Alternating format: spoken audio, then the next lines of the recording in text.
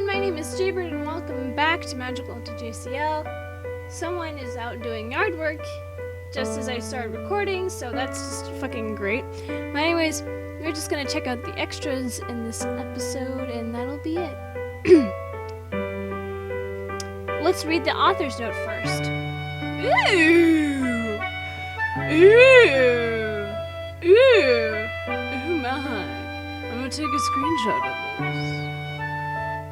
That's a beautiful image.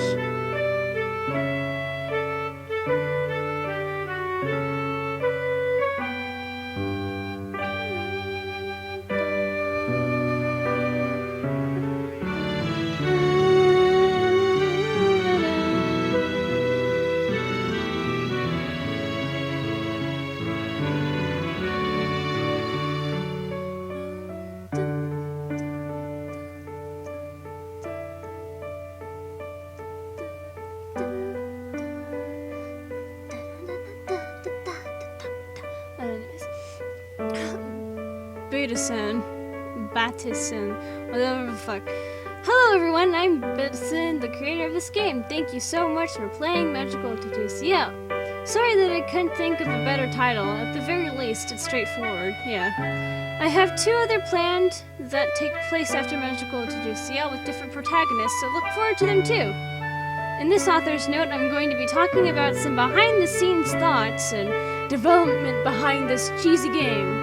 I'll also be showing you some special pictures in this note. Oh wow. I'm not going to mention any specific spoilers, but this note might be best saved for after finishing all the routes. I did that, so hooray. Now then, pick what you want to read about. Ooh, Magical 1, 2, and 3. Ooh, I want to read about... Ooh, I get to read about all of this. Wow, this is going to be... I might have to make more episodes of this just to get through all the extra stuff. Although this is the first properly complete game I've made, it was actually the fourth Otoge story that I've created.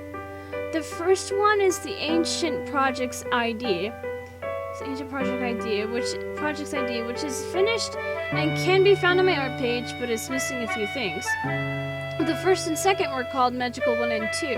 Magical 1 and Magical 2, with Ciel's story being Magical 3. Magical 3 takes place before 1 and 2, but is largely irrelevant to their stories. On the other hand, Magical 1 and 2 are eventually intertwined. The amount of time between all three magical titles is unknown. You might be wondering why I made the Magical 3 before 1 and 2. I started working on Magical 1, but I felt pretty unmotivated and things weren't going well. But sometime I created Florian and Anton and talked about maybe making a game for them. I thought that if it was just two guys, I could get the game done. And hearing people wanting to go for them, usually Anton, started to get me going. What? Florian is good. Yeah, I went for him first, god damn it. I can't tell you how important all of your support is to me. Thank you.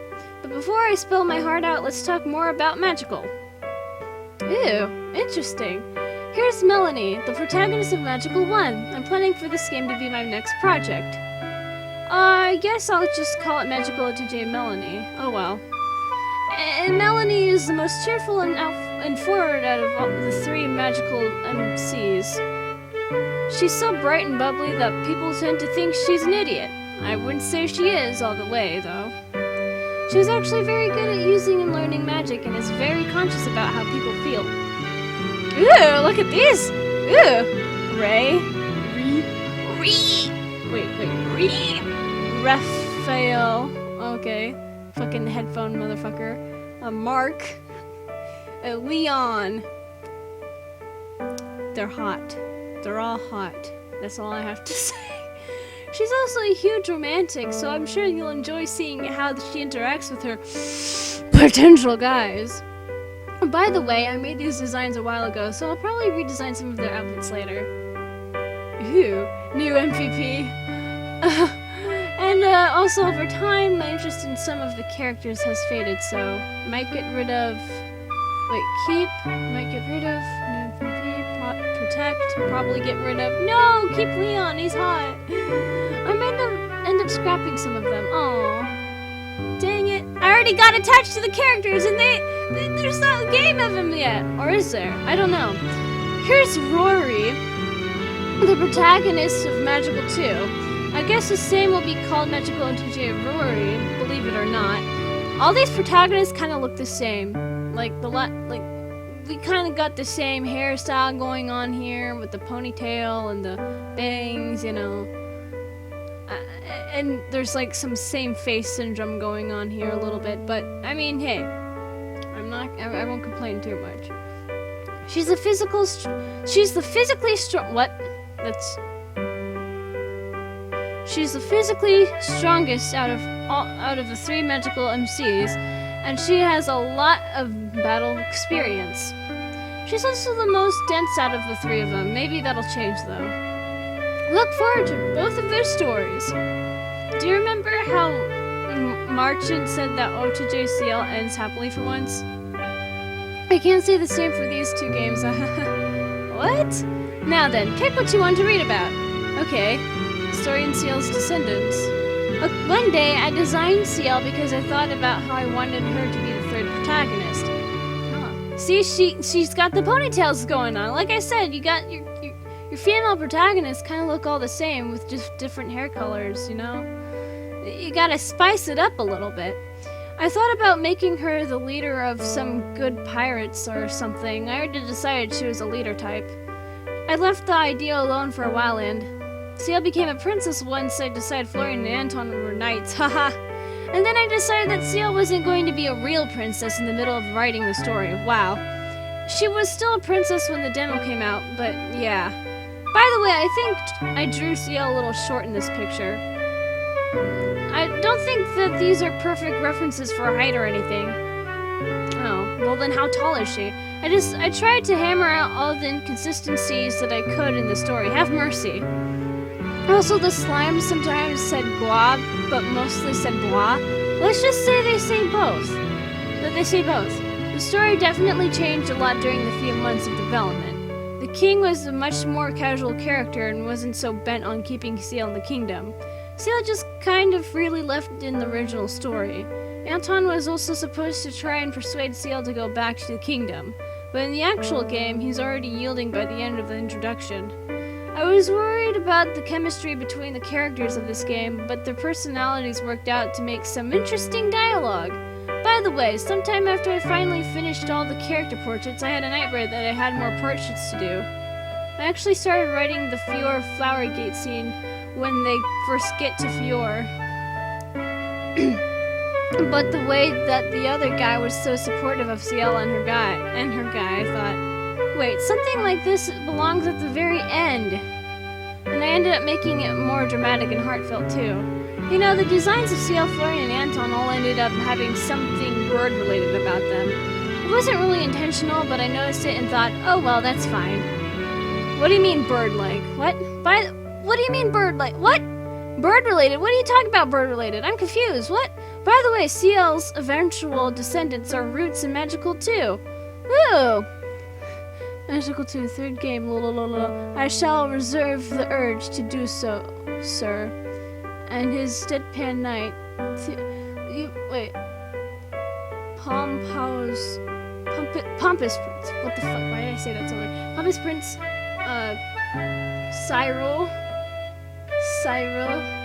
You opposed to Theodore. Okay. One is Cyril, and he is basically a pompous snowflake. He's the one on the right. Okay. The other person is Theodore, Cyril's knight. They're distant cousins or something. Theodore is very dry and doesn't like Cyril very much.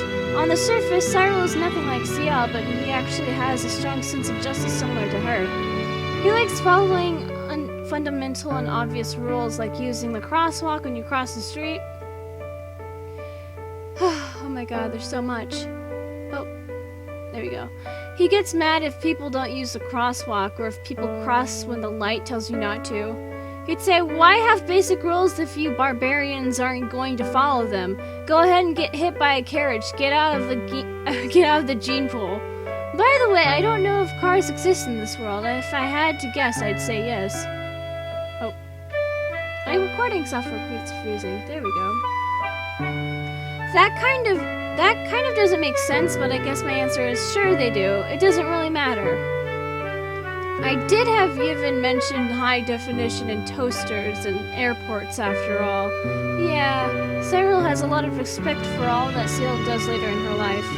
If they met, he would be initially and uncharacteristically polite to her, but he'd ease up and let his pompous side show. Oh god. Ciel is a patient person though, so she would just laugh and appreciate how spirited and ambitious he is. Funny thing is that I created Cyril before Ciel. Oh well. This game was supposed to be the third one after all. Now then, pick what you want to read about. Okay. Alright. Let's do Florian. Oh, he's so cute! Ah! God, I'm such a girl. Here's the brothers with knight captain. Been with princess for forever. Secret crush on princess is a princess's bodyguard. Wow, okay. Here's the first picture I drew of Florian. He was even more of a tightwad back then. Oh, look at him! Oh, look at him! Ooh! Florian was originally a bit colder towards Ciel, but ended up becoming her best friend in the actual game. He was going to be much colder towards Anton, but I decided that I didn't want ill will between them because, you know, that's awkward and bad. The two brothers now recognize each other's strengths and get along decently well. Oh my god, that's a beautiful... Oh, it fucking froze again. Come on. It's fine. There we go. I'm gonna take a little screenshot of fucking Florian right there, because it's a beautiful, beautiful man. Beautiful... What? Yes. Beautiful boy. A beautiful baby boy. Well, he's not really a baby, but he's a beautiful boy. Beautiful boy. Beautiful boy. Beautiful boy. I don't know why I keep saying it like that. Anyways. Florian's snarky side is something he reveals from time to time to people who are his level or lore, but particularly to people he doesn't like, such as Yevon. He doesn't hang around other people enough for it to show all the way. Sometimes he says sarcastic things in good humor to Ciel. Oh, it fucking froze again. Why does he keep doing that? Why? Why? However, because of Kid Ciel's role in supporting Kid Florian, he ended up never really being full-blown mean sarcastic to her. Florian tends to talk more casually to Ciel than to others, but he starts talking more formally when he gets nervous around her. Did you notice that Florian tends to not say her name at all when they're alone? He secretly feels more comfortable with calling her Ciel instead of Lady Ciel, but is too nervous to do it. He'd never admit it, but he feels that saying lady is too stuffy. Also, Florian doesn't get jealous of Ciel and Anton. He really does just want her to be happy after all. Poor Florian. Anton is definitely more popular than he is. Well, I don't think so. I love Florian. I wonder who's more popular between Anton and Yevon, though. Yevon. By the way, I can never remember how to draw Florian's bangs, even though they aren't anything too complicated. Okay. Interesting.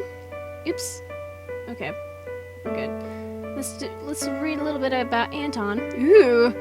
Damn, those luscious locks aren't stopping him from being captain of the Royal Knights. He like 24, lol. Kind of a stick in the mud, but cute, trust me. Yeah. Armor, but I love it. Yeah, that's basically Anton in a nutshell. Here's the first picture I drew of Anton. My love has only grown. Oh wow, god damn. He hot.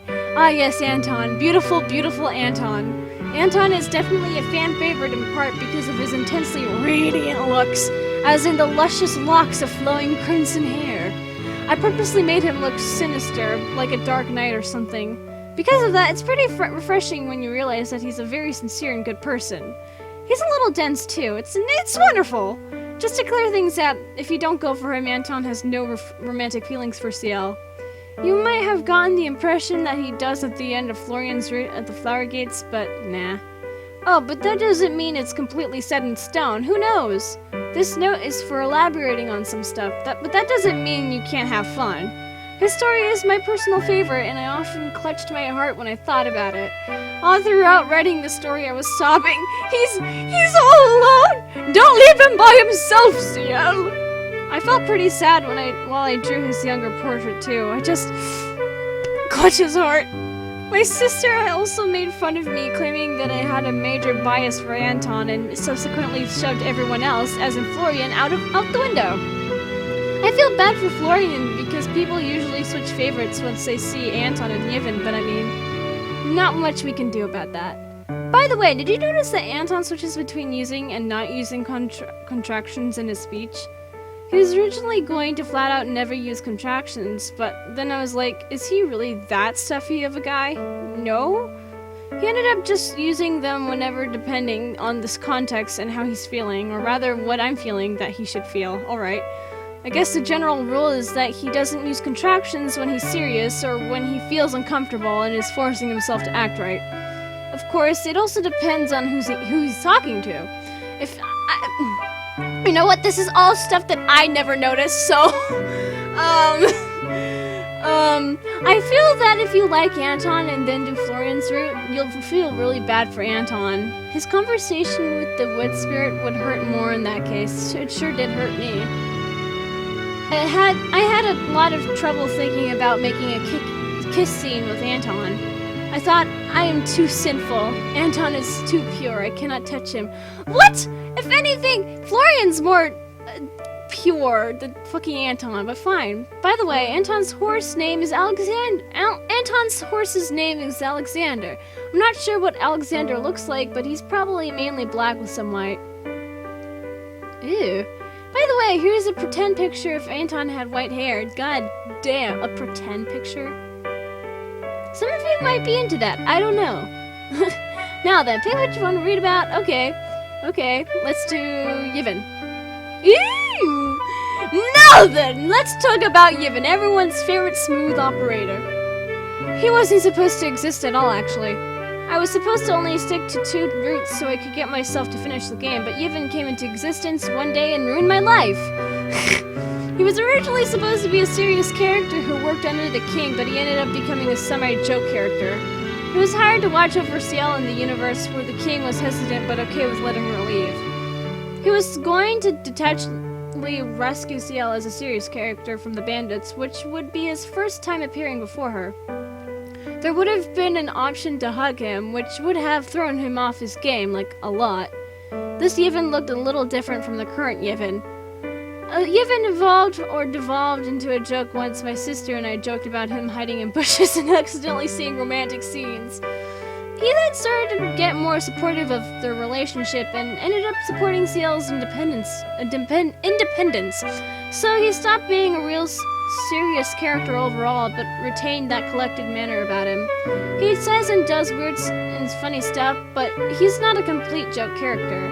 I think it's easy to get attached to him in a serious way because of his silky smooth personality and charisma. Yevon's character grew on me a lot as I wrote more of his snarky and unpredictable dialogue, to which I tapped into my inner sass to write. And by the time Yevon was already a semi-joke character, I was wondering what kind of backstory he'd have. I thought, he isn't just some guy, right? I proposed that he could secretly be a prince who also left his kingdom or something, but my sister shot that idea out of the water. It seemed a little silly to me afterwards, too. So now there's a conversation between Ciel and Yevon where she jokes about it, and Yevon finds it the most hilarious thing he's ever heard. And he really is just some guy. I really enjoyed writing Yevon's appearance to save Ciel from the bandits and their conversation afterwards. I'm sure a lot of people looked forward to the 2 of them finally talking again, too. Yevon's scene in the haunted house in Florian or Anton's roots is one of my favorites, too. Because of my grown attachment to Yevon, I was really suffering while writing his final goodbye scene with Ciel if he'd go for Florian or Anton. Another interesting thing about this interesting guy is that he, a character not originally in the story, ended up driving the plot and solving problems? I really felt sad. I felt really sad as I drew the end card, too. If you didn't realize, the box contains picture memories of Ciel's journey. Oh, so that's what it was. He even took more pictures off screen, by the way. I feel like the story would have been a lot more boring without Yevon there. This development is truly incredible, just like Yevon. Also, I don't really know how to pronounce his name, but I say it Yevon. What?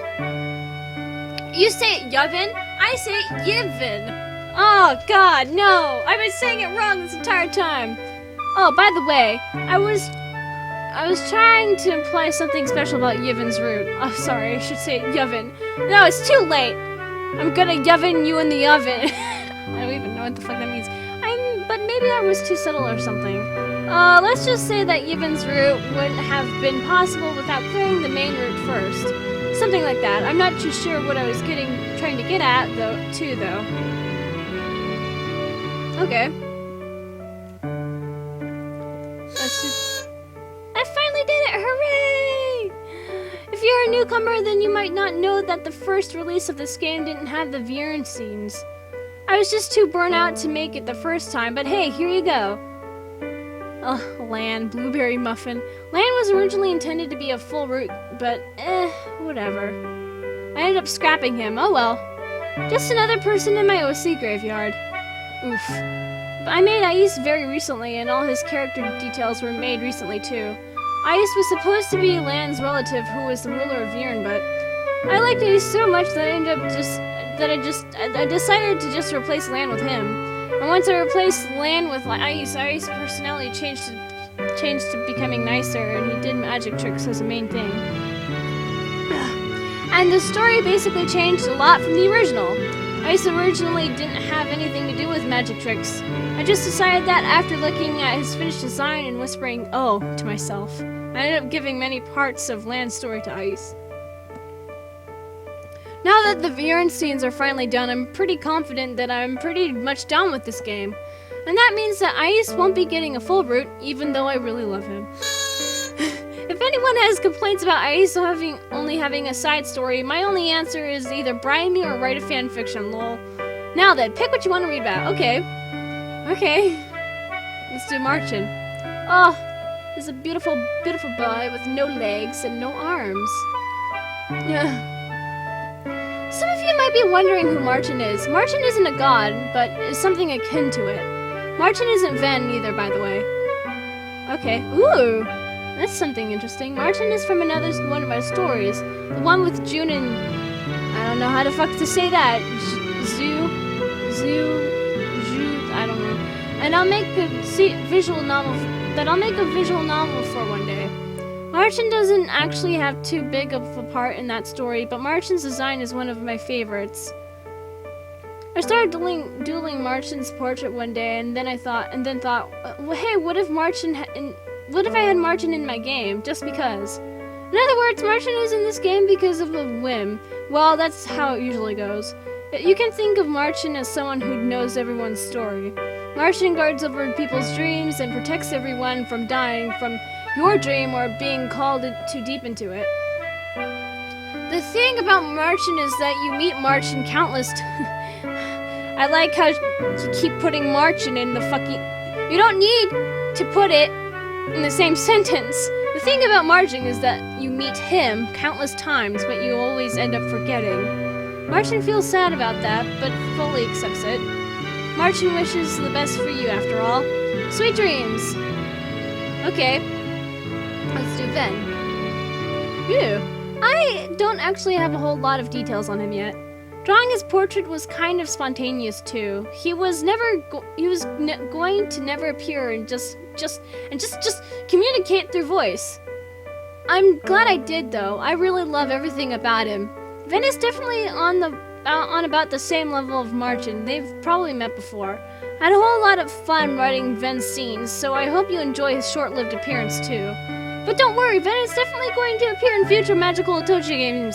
At least, as long as I still like how his portrait looks, haha. The thing that would happen in the future that Ven was talking about is going to come up in future magical Otoge games. Probably. May fortune smile upon you. Okay. Goodbye. Again, thank you so much for playing. I have a bunch more original artwork on my Tumblr and Twitter if you're interested. If you have any more questions about anything, please feel free to ask me. Feel free to let me know if you enjoyed the game. You can send me a message at... Okay, there's their Tumblr, and There's their Gmail, or ask FMS if it's a question. And if you feel like it, the donation button is on the game's itch.io page. Don't feel bad if you can't or don't want to donate though. And if you didn't like the game, then I don't know, I guess you could slander me or something. Goodbye for now, and I hope you look forward to my future projects. As of this update, I have 2 other visual novels available on my button's itch.io page. See you soon. Oh, you have other visual novels? I can read those. Ooh. But I think we're good for today's episode because we got a lot of content already. So I was planning on just doing all the extras in one video, but I mean this video is already long enough, and we can just pick it up next time.